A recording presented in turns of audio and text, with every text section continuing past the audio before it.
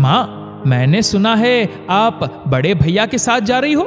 चलो अच्छा है, वहां आपका मन लगा रहेगा और उनके साथ रहोगी तो मुझे भी बार बार आना नहीं पड़ेगा।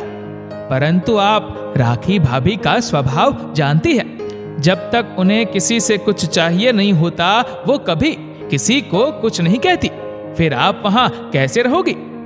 सुधा अपनी माँ कमला जी से कहती है।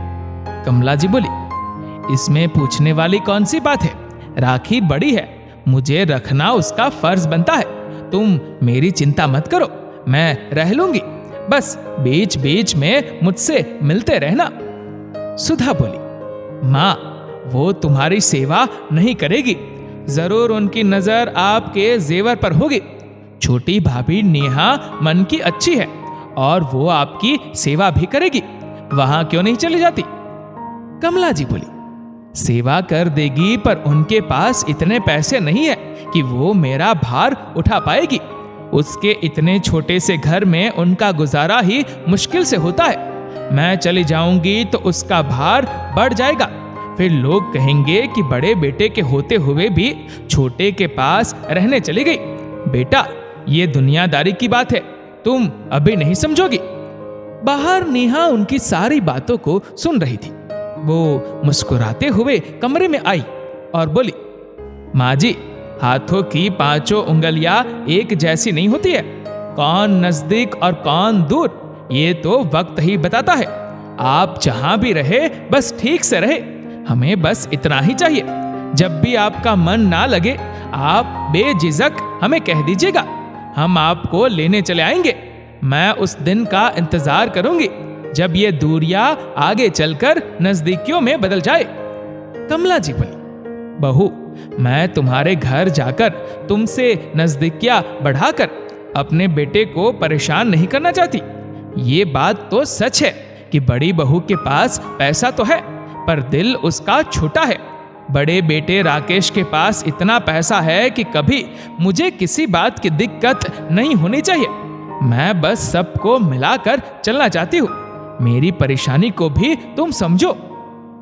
सुधा बोली, माँ, मैं भी पहले यही सोचती थी कि जिसके पास पैसा होता है उसके पास कोई भी कमी नहीं होती, पर जब शरीर गिरता है तो पैसा नहीं, रिश्ते और शारीरिक सेवा की जरूरत पड़ती है जो पैसे से खरीदी नहीं जा सकती। राकेश तुम्हारे लिए चाहे कितने भी नौकर चाकर क्यों ना खड़े कर दे, पर वो परायों की तरह ही सेवा करेगा, अपनों की तरह नहीं। इस बात को समझो। ऐसा ना हो कि बड़े बेटे के मोह में पड़कर आप उनके साथ रहने चली जाए और वहां जाकर आपको दुख के सिवा कुछ ना मिले, क्योंकि मुझे तो शंका हो रही है कि कैसे राखी भाभी आगे बढ़कर आपको अपने साथ ले जाने के लिए राजी हो गई। थोड़ा सोच समझकर फैसला लेना। इतने सालों से कमला जी और उनके पति नेहा और छोटे बेटे मनोहर के साथ ही रहते थे। रिटायरमेंट के बाद भी उनके साथ ही रहे, परंतु जब रिटायरमेंट का पैसा आया तो कमला जी की जिद पर वो 2 साल से गांव में रह रहे थे। वहां भी नेहा साल में 2-3 बार आती रहती और घर की पूरी जिम्मेदारी को संभालती रहती थी। नेहा बोली, मम्मी जी, मैंने हमेशा इस घर के सदस्यों को अपना माना है। ये आपके जेवर है, इन्हें आप अपने साथ रखिए। बस आप जहां रहिए खुश रहिए, मुझे उसी में तसल्ली है। बस इतना ही कहूंगी। हर रिश्ता मन से करीब हो ये भी जरूरी नहीं होता, पर कौन नजदीक और कौन दूर जब ये पता चलता है तब तक शायद बहुत देर हो जाती है।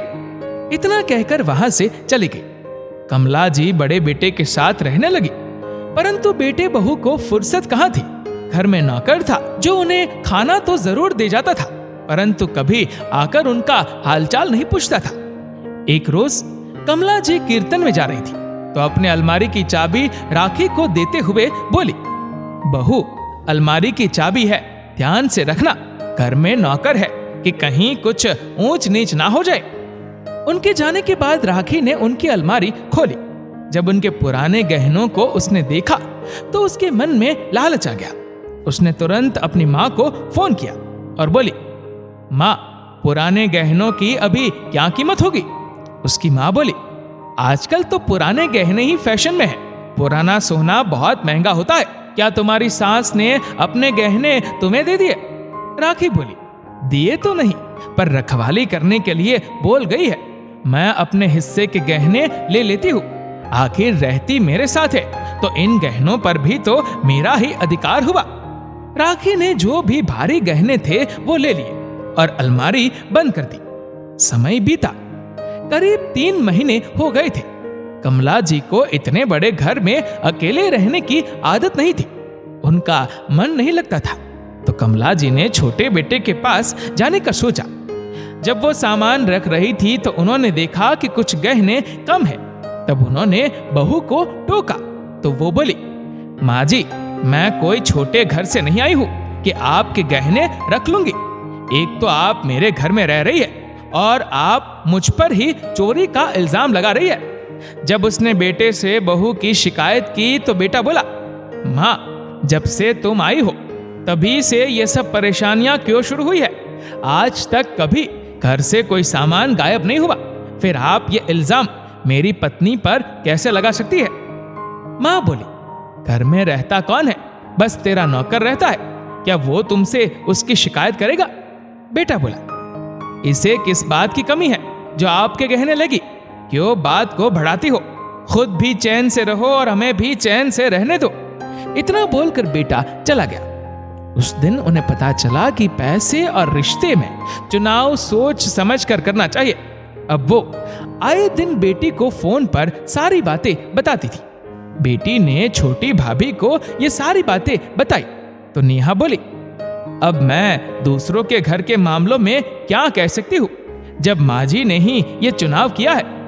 नेहा ने मनोहर को सारी बातें बताई। एक रोज मनोहर माँ से मिलने के लिए 2 दिन की छुट्टी लेकर बड़े भाई के घर गया। माँ बेटे को देख छोटे बच्चों की तरह फफक कर रोने लगी। राकेश बोला, इतनी सुविधा होने के बाद भी अगर माँ तुम्हारे सामने इस तरह से रो रही है तब तो तुम उन्हें अपने साथ ही रख लो तो अच्छा है। जब वो वहां से जाने की तैयारी कर रही थी तो राखी बोली, माँ जी, मैंने तो अपनी तरफ से कोई कमी नहीं छोड़ी, पर आपने मुझ पर इल्जाम लगाकर यहाँ वापस आने का रास्ता बंद कर दिया। अब क्या किया जाए? आपके किस्मत में वही घोंसले जैसा घर लिखा है। आपने ये सब करके यहाँ मेरे घर में आने का रास्ता अपने लिए हमेशा के लिए बंद कर दिया है। वो बोली, बहू, भगवान सब देख रहा है, हर किसी को उसके किए की सजा जरूर मिलती है। नेहा बहू के पास घोंसले जैसा ही घर क्यों ना हो, पर वहां सब एक दूसरे के साथ मिलजुल कर रहते हैं। आज मुझे समझ में आया कि जीवन में पैसों से ज्यादा मन के रिश्ते की अहमियत होती है। नेहा बहू के पास पैसे कम है, परंतु कम होने के बाद भी उसके छोटे से घर में मेरे लिए खुशियां और वक्त जरूर होगा। बहू को आशीर्वाद देकर वो छोटे बेटे के साथ चली गई। कमला जी नेहा के साथ रहने लगी। नेहा के घर में पैसे और सुविधा की थोड़ी कमी थी, परंतु अपनापन इतना था कि सब चैन से सोते थे। कमला जी नेहा के घर में उसके छोटे से मंदिर में जब भी पूजा करने बैठती तो ईश्वर से प्रार्थना करती कि अगर उन्होंने कुछ अच्छे कर्म किए हैं तो उसका फल उसके छोटे बेटे और बहू को मिले। नेहा का स्वभाव इतना अच्छा था कि कभी कमला जी को उस घर में किसी चीज की कमी ना हुई। मनोहर का कपड़े का छोटा सा व्यापार था, गुजर बसर करने लायक व्यापार चलता रहता, पर उसे कभी ना तो अपने माता पिता ना ही ईश्वर से शिकायत थी। जितना था उसमें उसका परिवार हमेशा खुश रहना जानता था। एक दिन बेटा दुकान से भागा भागा आया। कमला जी ने उसे आते हुए देखा तो वो घबरा गई। कमला जी ने नेहा को आवाज लगाई, बहू, जल्दी बाहर आओ, देखो मनोहर कैसे भागते हुए आ रहा है, क्या बात हो गई होगी। नेहा आंगन में आई। मनोहर आया और अपनी माँ के पैर छूकर बोला, माँ, आपके शुभ कदम पहले मेरे घर में क्यों नहीं पड़े? सच कहते हैं लोग, माता पिता के पैरों में स्वर्ग होता है। आपने तो इस घर की काया ही बदल दी। मनोहर को हंसता मुस्कुराता देख नेहा बोली, आखिर बात क्या है? आप इतने खुश क्यों हैं? मनोहर ने नेहा का हाथ पकड़ते हुए कहा, नेहा, तुम्हारी तपस्या आज रंग लाई।